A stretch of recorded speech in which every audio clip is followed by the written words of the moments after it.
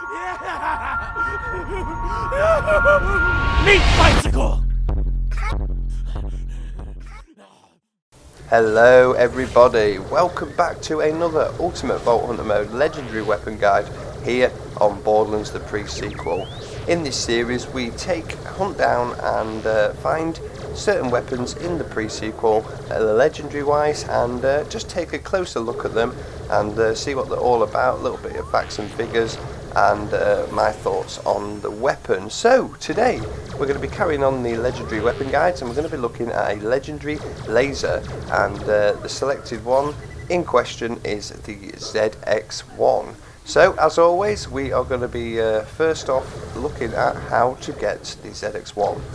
So there are a couple of ways you can get the ZX-1 laser. The first one that you will encounter really, other than random vendor drops, world drops, and of course the grinder, is this boss right here, Colonel Zarkon. You will get more than halfway through the story, towards the end really of the main story quest, and yes, she will pop up in the map Eye of Helios, and you will have to take her down. She has one of two legendaries in her loot pool, and it is ZX-1. So she's a big ass robot. If you take a corrosive weapon in with you, you will soon rip through her, as you can see right here. Bit of lag there on my recording, I do apologise, this is old footage, but as you can see she dropped the ZX-1 for me. So there you go, that is exactly how to get it. Other than that, if you take her down once, you cannot go back and farm unless you use the read-only or dashboarding methods. So if you don't get it, don't worry, all is not lost. You can actually go and get it from the Sentinel at the end, the very end boss as well, or like I said, vending machines, and the grinder will also yield the ZX-1. So time to take a closer look at the ZX-1. So let's take a closer look at this right now then. So the ZX-1 is a legendary laser manufactured by Dahl. Its special weapon effects are always incendiary, greatly increased fire rate, perfect accuracy, slightly reduced projectile speed, greatly reduced elemental chance per bolt. After a target is shot once, all subsequent shots will home in on that target until the magazine is empty. Shots travel in a corkscrew pattern before hitting their targets. All parts on this weapon are fixed. So pretty interesting there, really. Basically, yeah, it's quite a good actual thing on it. It's got a homing feature. So basically you aim at an enemy from any distance really, although it's better the longer range you get, because close range it's not as good, but yeah, all shots towards that enemy will home in on it. So if your accuracy is not great, you aim at an enemy, hit them, and then aim slightly to the left, shoot, the bullets, at least one bullet I think will hit every single time. So that's a pretty good feature really on this gun, and yeah, very handy for those of you that might not be as accurate as others. So normally on these legendary weapon guides as well, I run through the list of all the prefixes available for this gun. There is actually none. A lot of the legendary lasers don't actually have their prefixes, they just come fixed, so the only one you can pick up is the ZX-1. A couple of notes as well, the ZX-1 is good for gaining stacks of maniacal laughter with Claptrap, and also the ZX-1 excels at gaining stacks of Maelstrom with Athena as well. With proper investment into a skill tree, Ceramic Storm, Athena can easily attain 500 plus stacks with this weapon alone.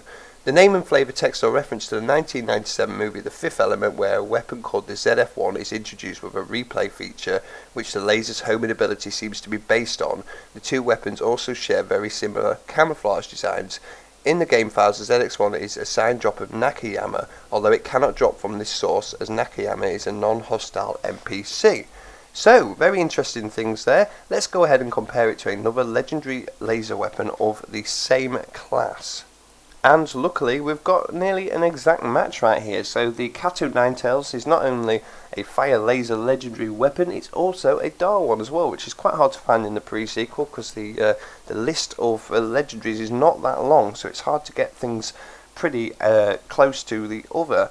But yeah, as you can see, apart from the base damage of the ZX-1, it outperforms in every single way to the Kato Ninetales. It's a lot more accurate. It's actually one of the only weapons that in the whole Borderlands games with a 100% accuracy, and again that is because of that homing in feature. The fire rate is a hell of a lot more. The reload speed is just slightly better. It's got a 20 bullet magazine size, larger than the Kato Ninetales as well. So yeah, very good, as you can see, compared to a similar legendary laser weapon, the Kato Ninetales. Anyway, let's go give this thing a try out, and I'll share my thoughts on this weapon. So, like I've said already, the best thing about this gun is probably its fire rate and accuracy.